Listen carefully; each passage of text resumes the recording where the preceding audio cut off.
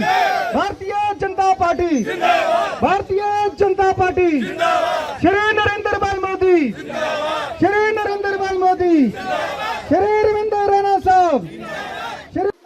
तारीख को यहाँ वोट पड़ने वाले हैं। मैं आपसे हाथ जोड़कर ये गुजारिश करता हूं कि हमें 25 तारीख को भारतीय जनता पार्टी को कामयाब करना है। मोदी साहब को कमल के फूल का बटन दबाकर हमें कामयाब करना है। साथियों, जैसा कि हम सब जानते हैं, जब मैं 2014 में एमएलए चुना गया, इस लड़ोका की सरजमी पर जब मैं आया और लड़ोका के मेरे साथियों ने, चंद ही साथी थे, कोई 10-15 साथी होते थे, इससे ज्यादा नहीं थे। लेकिन जब मैं एमएलए जीत गया, लड़ोका के मेरे दोस्तों ने कहा कि लड़ोका के अंदर हाई सेकेंडरी स्कूल की बहुत जरूरत है। मैं एक बार लड़ोका से नौशहरा जा रहा था और मैंने देखा मेटाडोर के छत के ऊपर हमारी बेटियां। मैं बड़ा हैरान हुआ कि मेटाडोर के छत के ऊपर हमारी बेटियां। मैंने वो मेटाडोर रोकी। मैंने ड्राइवर को कहा, जनाब ये क्या है? मैंने बेटियों को कहा, बेटियां आप क्यों छत पर हैं? उन्होंने कहा, एमएलए साहब ये आखिरी मेटाडोर नौशहरा से आ रही है और अगर ये मेटाडोर हमने छोड़ दी तो रात को कहां जाएंगी? मेरे दिल में बड़ी परेशानी और तकलीफ हुई। साथियों, मैंने उसी दिन सोचा कि अब जब असेंबली लगेगी, असेंबली के अंदर जाकर लड़ोका के हाई सेकेंडरी स्कूल के लिए अगर मुझे लड़ना पड़ा तो मैं लड़ूं।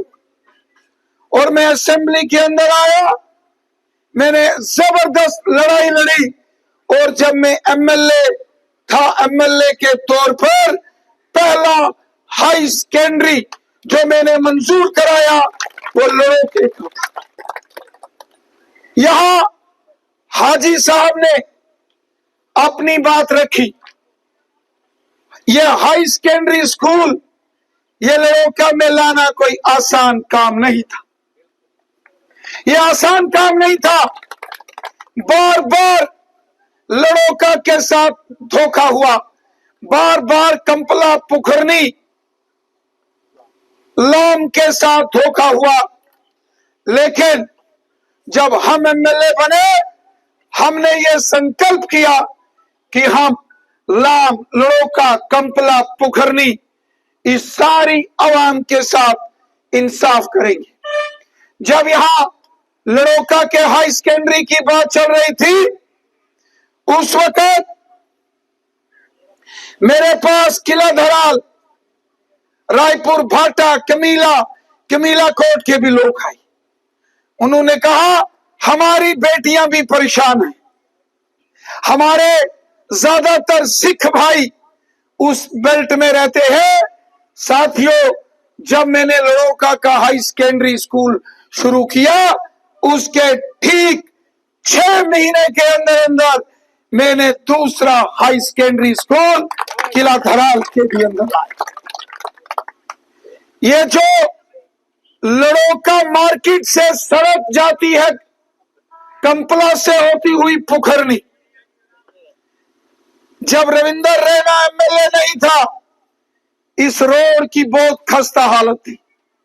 जब मैं यहां का एमएलए बना, यहां से मैं मेरे काबिल दोस्त जनाब नंबरदार साहब, नंबरदार बशीर साहब, उनके साथ मेरी दोस्ती थी।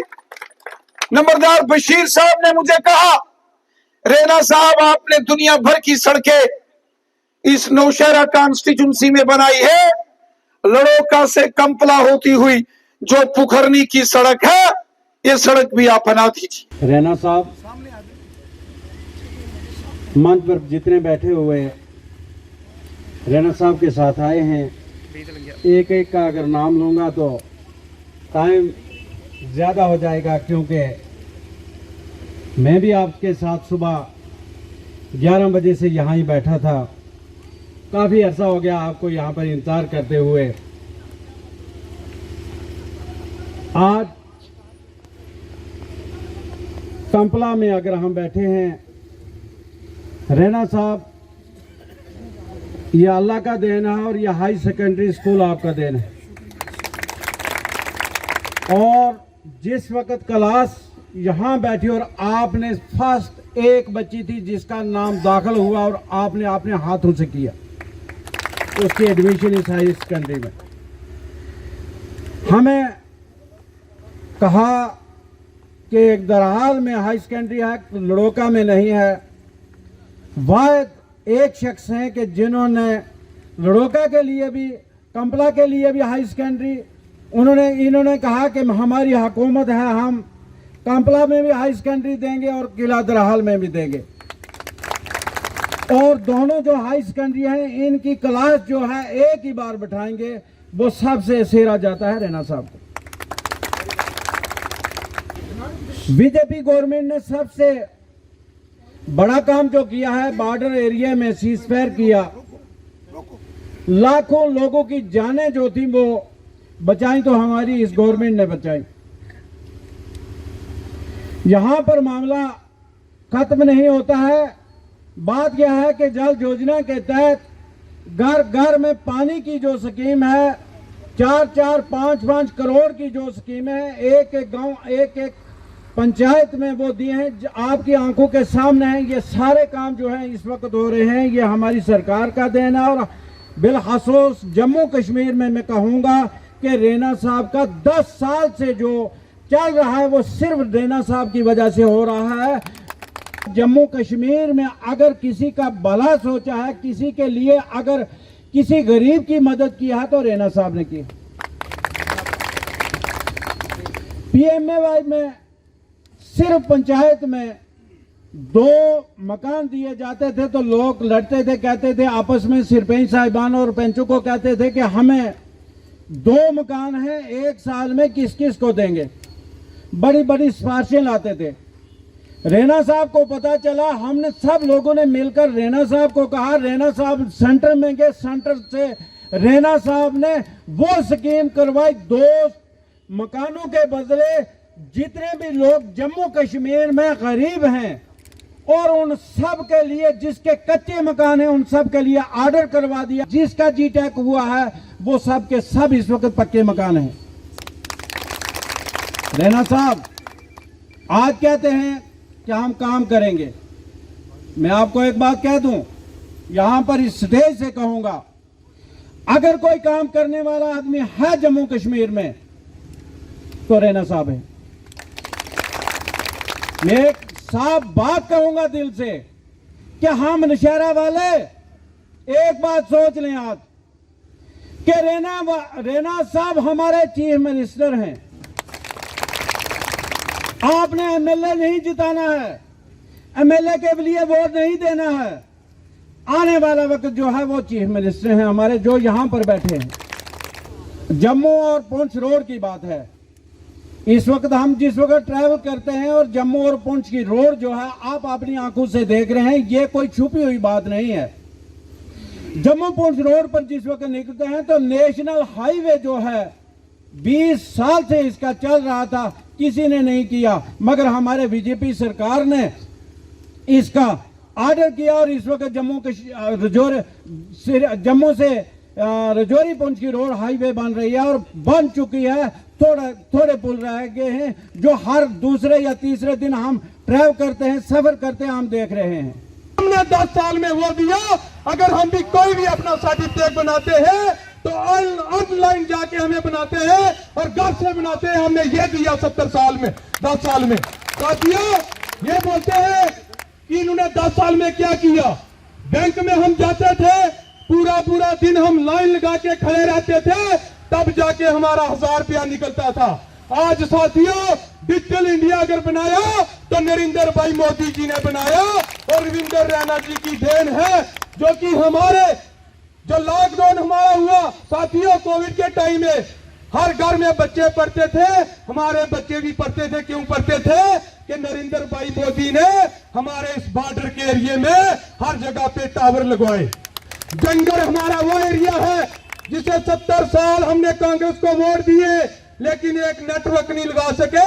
आज आप तक एक नहीं, 3 नेटवर्क जो है जंगल में टावर लगे हुए हैं, तो बच्चे घर बैठ के पढ़ रहे हैं।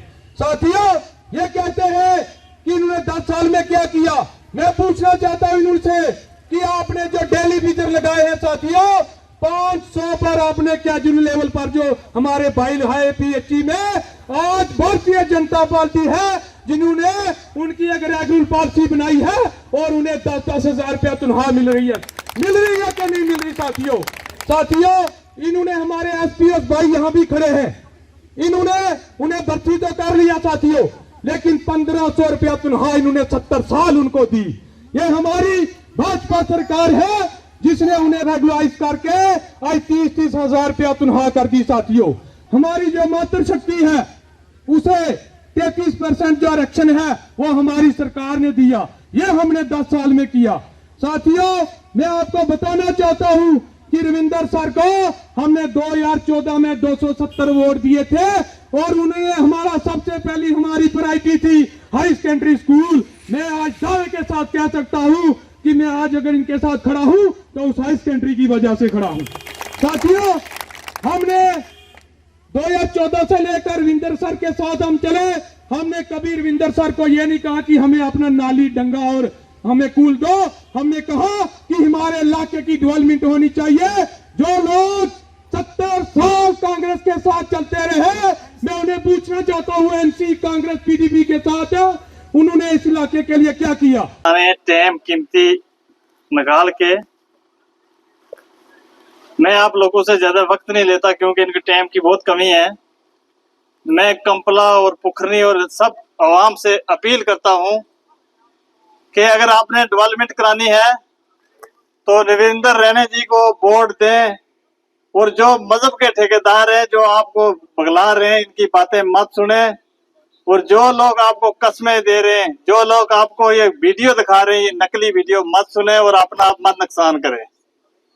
क्योंकि रविंदर रैना जैसी हस्ती यहाँ ना इससे पहले हमको मिली ना इससे बाद मिलेगी, और ऐसा लीडर हमारी बदकिस्मती है कि जो हम इनको छोड़ के बाएं दाएं भटकते हैं इन लोगों के बकाये में। ये लोग शुरू से हमको ऐसे ही बेचते रहे, ऐसे ही बकाते रहे, इन्होंने किसी का कुछ नहीं होने दिया।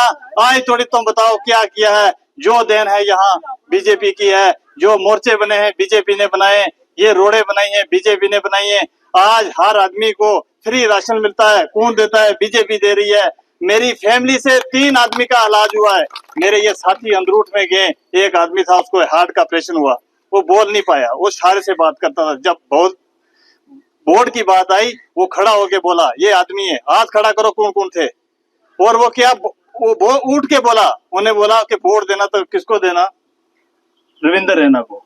अगर मेरी जान बची है तो रविंदर रैना, अगर ये सरकार ना होती, मोदी सरकार, मेरी जान नहीं, जो सख्त गरीब था सर, उसको 10,000 का कहीं आसरा नहीं था जिसका वो ऑपरेशन हुआ है। इसलिए मैं अपील करता हूं कि इन लोगों के बकावे में मत आए। ये लोग जो ऐसे करते हैं, जो मजहब के ठेकेदार बनते हैं, मेरे भाई इनकी बात नहीं सुनना। और आपने तरक्की करनी है, डेवलपमेंट करनी है। आपने इस वक्त आने वाले वक्त 25 तारीख को मोहर लगा के आप इनकी संदूकड़ी बंद कर दें। अगर किसी का काम ना हुआ, किसी की कोई मुश्किल हल ना हुई, मेरे को गल से पकड़ लेना, मैं आपका गुलाम, मैं यहाँ मरने के लिए तैयार हो जाऊंगा।